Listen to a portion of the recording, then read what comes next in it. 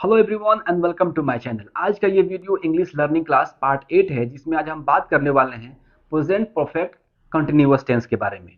जैसा कि आप बोर्ड पे देख सकते हैं, प्रेजेंट टेंस को वर्तमान काल कहा जाता है। इससे पहले हमने ऑलरेडी प्रेजेंट टेंस के ऊपर 3 वीडियो बनाया हुआ है। अगर अभी तक आपने वो वीडियो नहीं देखा है तो डिस्क्रिप्शन में उसका लिंक है, जाके आप देख सकते हैं।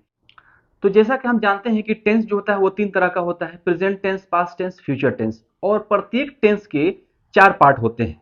ठीक है, तो इसी तरह हम प्रेजेंट टेंस के बारे में बात कर रहे हैं। तो प्रेजेंट टेंस के 4 पार्ट होते हैं। पहला पार्ट क्या होता है?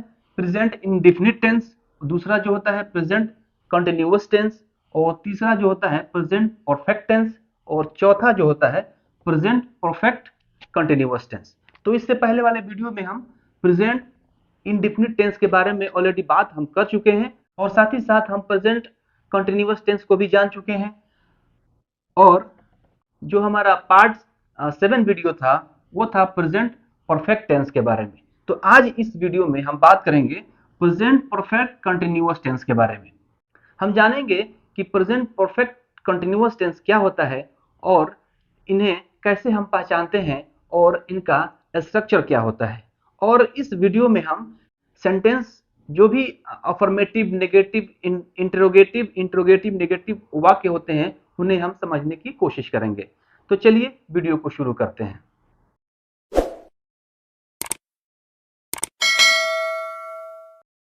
Hello everyone and welcome to my YouTube channel English communication. आज का ये वीडियो बहुत ही इंपॉर्टेंट होने वाला है, जिसमें हम बात करने वाले हैं प्रेजेंट परफेक्ट कंटिन्यूअस टेंस के बारे में। इस वीडियो में आज हम जानेंगे कि प्रेजेंट परफेक्ट टेंस क्या होता है और इन्हें हम कैसे पहचानते हैं और इनका स्ट्रक्चर क्या होता है। और साथ ही साथ इस वीडियो में हम जो भी वाक्य होते हैं, अफर्मेटिव, नेगेटिव, इंट्रोगेटिव, नेगेटिव, ये सारे वाक्य हम धीरे धीरे इस वीडियो में हम समझेंगे। तो चलिए वीडियो को शुरू करते हैं। तो आज हम बात कर रहे हैं प्रेजेंट परफेक्ट कंटिन्यूअस टेंस के बारे में। प्रेजेंट परफेक्ट कंटिन्यूअस टेंस जो कि प्रेजेंट टेंस का ये चौथा पार्ट होता है। ठीक है, इनकी अगर वाक्य की पहचान की बात की जाए तो जिस वाक्य के अंत में से रहा है, से रही है, से रहा हूं, से रहे हैं आता है, उन्हें प्रेजेंट परफेक्ट कंटिन्यूअस टेंस कहा जाता है। ठीक है, हम समझ रहे हैं अफर्मेटिव सेंटेंस। ठीक है, यानी सकारात्मक वाक्य। तो अगर इनकी स्ट्रक्चर की बात की जाए तो स्ट्रक्चर में जो है वो सबसे पहले क्या होता है? सब्जेक्ट, जैसे कि I, we, you, he, she, it या कोई नाम। उसके बाद हैव बीन या हैज बीन, ये अकॉर्डिंग टू सब्जेक्ट। ठीक है, आगे हम इसको समझेंगे। उसके बाद हम लोग वर्ब वन के साथ आईएनजी का प्रयोग करते हैं।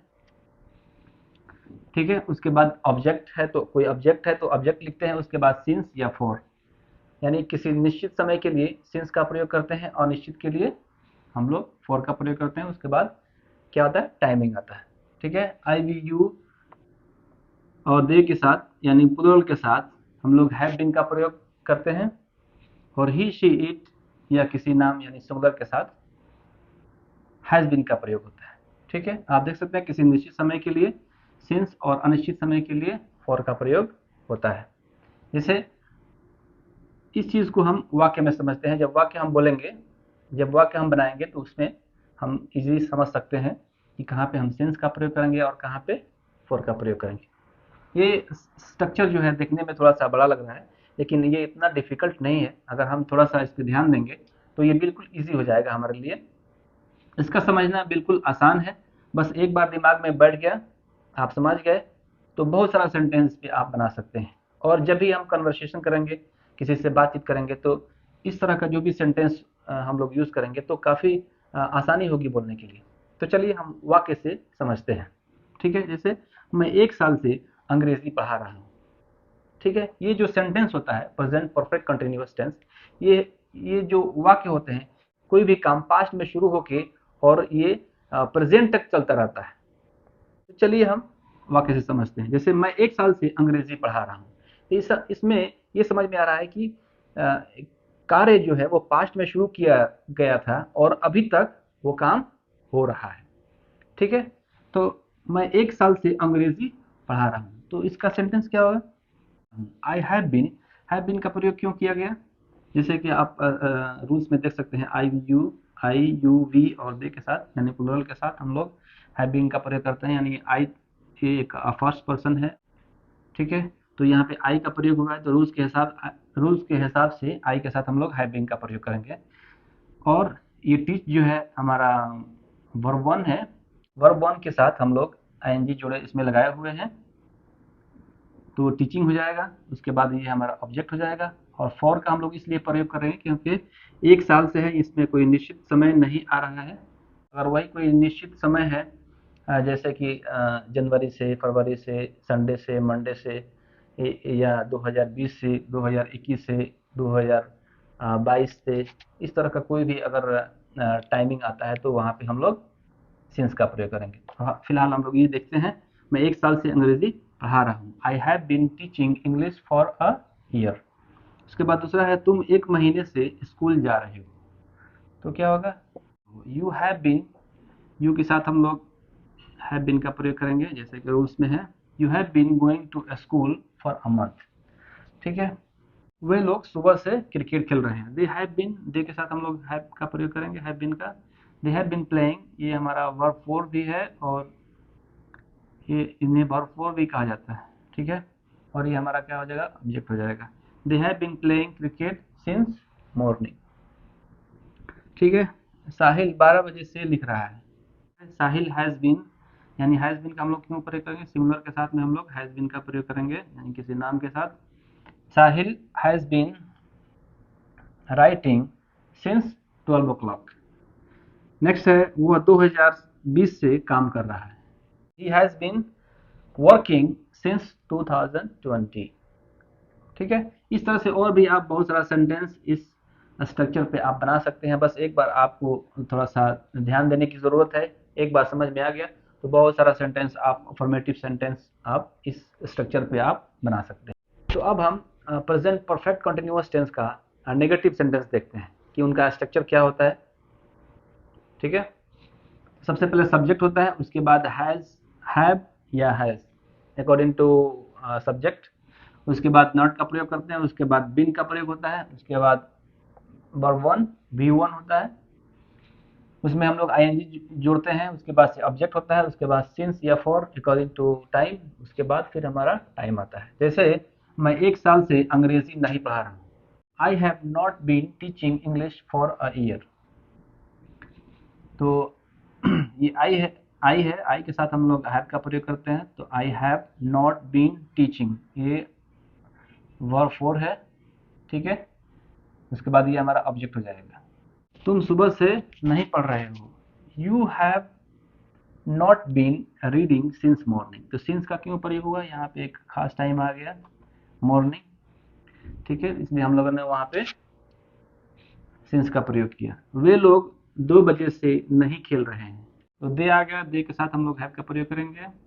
दे have not been playing, play क्या है, वर्ब का फर्स्ट फॉर्म है, उसके साथ हम लोग आईएनजी जोड़ेंगे तो क्या हो जाएगा, प्लेइंग।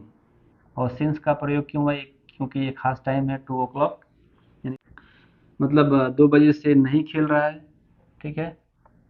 तो यहाँ पे हम लोग सिंस का प्रयोग करेंगे, ठीक है। नेक्स्ट देखते हैं हम लोग, साहिल जनवरी से स्कूल नहीं जा रहा है, Sahil has not been going to school since January. तो यहाँ पे एक खास टाइम आ गया जनवरी, इसलिए हम लोग यहाँ पे सिंस का प्रयोग करेंगे। सिंस का प्रयोग जब भी कोई खास टाइम आता है तो वहाँ पे हम लोग प्रयोग करते हैं, जैसे Sunday, Monday, morning, evening, afternoon, 2020, 2022, मतलब जो भी जनवरी, फरवरी, कोई भी खास टाइम आता है तो वहाँ पे हम लोग सिंस का प्रयोग करेंगे, यहाँ इसलिए यहाँ पे सिंस का प्रयोग हुआ है। नेक्स्ट, रानी 12 बजे से नहीं खेल रही है, Rani has not been playing since 12 o'clock, ठीक है। तो सिंस क्यों आया यहाँ पे, एक खास टाइम यहाँ पे आ गया। और यहाँ पे जो है खास टाइम नहीं है, इसलिए हम लोगों ने यहाँ पे फॉर का यूज़ किया है, और मतलब 1 साल से, ठीक है। लेकिन यहाँ पे खास टाइम आ गया तो हम लोग सिंस का प्रयोग कर रहे हैं, ठीक है, ठीक है। लास्ट हम लोग देखते हैं, वह 2020 से काम नहीं कर रहा है, he has not been working since 2020। तो यहाँ पे सिंस का प्रयोग क्यों हुआ, इसलिए कि यहाँ पे खास टाइम आ गया, एक खास समय आ गया 2020। तो मैं उम्मीद करता हूँ कि आप प्रेजेंट परफेक्ट कंटिन्यूअस टेंस का नेगेटिव सेंटेंस समझ गए होंगे। इस स्ट्रक्चर के बेस पे आप बहुत सारा सेंटेंस आप बना सकते हैं। तो अब हम प्रेजेंट परफेक्ट कंटिन्यूअस टेंस का इंट्रोगेटिव सेंटेंस समझते हैं, यानी प्रश्नवाचक। इसमें क्या प्रश्न होता है, ठीक है। इसका स्ट्रक्चर की अगर बात की जाए तो हैव या हैज़, ये सब्जेक्ट के अनुसार होता है। पहले हम लोग यूज़ करते हैं, उसके बाद सब्जेक्ट, उसके बाद बीन का प्रयोग होता है, उसके बाद वर्ब वन के साथ हम लोग आईएनजी यूज़ करते हैं, उसके बाद ऑब्जेक्ट होता है, और उसके बाद हम लोग सिंस या फॉर का प्रयोग करते हैं अकॉर्डिंग टू टाइम। उसके बाद क्या है, हमारा टाइम आता है, ठीक है। जैसे क्या मैं 1 साल से अंग्रेजी पढ़ा रहा हूँ, have I been teaching English for a year. क्या तुम लोग 1 महीने से सीख रहे हो, हैव यू, यहाँ पे यू है तो हम लोग हैव का प्रयोग करेंगे, ठीक है। लर्न जो है हमारा वर्ब का फर्स्ट फॉर्म होता है, तो यहाँ पे हम लोग आईएनजी यूज़ किए हैं वर्ब के फर्स्ट फॉर्म के साथ, तो क्या हो जाएगा, लर्निंग हो जाएगा, ठीक है। Have you been learning for a month, क्या तुम 1 महीने से सीख रहे हो, क्या वे लोग सुबह से खेल रहे हैं, have they been playing since morning, क्या वे लोग सुबह से खेल रहे हैं। क्या साहिल 2 बजे से लिख रहा है, हैज साहिल, यहाँ पे नाम आ गया, सिंगुलर है तो हम लोग हैज का प्रयोग करेंगे यहाँ पे, ठीक है। हैज साहिल राइटिंग, राइट होता है वर्ब का फर्स्ट फॉर्म, इसमें हम लोग आईएनजी जोड़े हैं तो क्या हो जाएगा, राइटिंग। सिंस का प्रयोग क्यों हुआ, क्योंकि यहाँ पे एक खास समय आ रहा है, इसलिए हम लोग सिंस का यूज़ किए यहाँ पे, सिंस 2 o'clock। नेक्स्ट हमारा है, क्या वह 2022 से काम कर रहा है, तो क्या होगा, has he been working since 2022, मतलब सिंस यहाँ पे क्यों यूज़ किया हम लोग, एक खास समय आ गया 2022 यानी 2022, ठीक है। इस तरह से आप बहुत सारा सेंटेंस इस स्ट्रक्चर पे आप बना सकते हैं। बस थोड़ा सा आप ध्यान देंगे तो ये कोई इतना बड़ा मुश्किल काम नहीं है, ये इजी है, आप इसको आसानी से समझ सकते हैं। तो अब हम प्रेजेंट परफेक्ट कंटिन्यूअस टेंस का इंट्रोगेटिव नेगेटिव सेंटेंस देखते हैं, ठीक है। इसमें भी हैव या हैज़ को हम लोग वाक्य में पहले लिखते हैं, उसके बाद सब्जेक्ट आता है, उसके बाद हम लोग नॉट का प्रयोग करते हैं, ठीक है। उसके बाद बीन का यूज़ होता है, उसके बाद वर्ब वन के साथ हम लोग आईएनजी यूज़ करते हैं, उसके बाद ऑब्जेक्ट, उसके बाद सिंस या फॉर का यूज़ होता है अकॉर्डिंग टू समय, उसके बाद हम लोग टाइम का प्रयोग करते हैं। वाक्य जब हम बनाएंगे तो ये हमें समझ में आ जाएगा कि कहाँ पे हमें सिंस लगाना है, कहाँ पे हमें फॉर लगाना है, ठीक है। जैसे क्या मैं 1 साल से नहीं पढ़ा रहा हूँ, हैव आई, हैव का प्रयोग क्यों हुआ, आई का यूज हुआ इसलिए हैव का हम लोग प्रयोग किए हैं। Have I not been teaching for a year, क्या तुम लोग 2 दिन से नहीं खेल रहे हो, have you not been playing for 2 days, क्या वे लोग सुबह से नहीं पढ़ रहे हैं, have they not been reading since morning, ठीक है। तो यहाँ पे सिंस का प्रयोग क्यों हुआ, क्योंकि ये खास समय आ गया मॉर्निंग, इसलिए हम लोगों ने सिंस का यूज किया।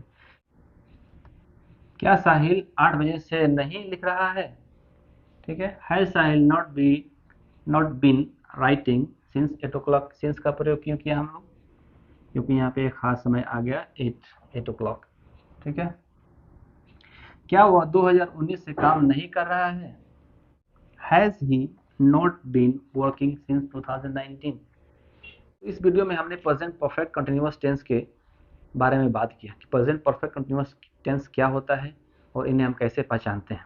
तो मैं उम्मीद करता हूँ कि ये वीडियो आपको इन्फॉर्मेटिव लगा होगा।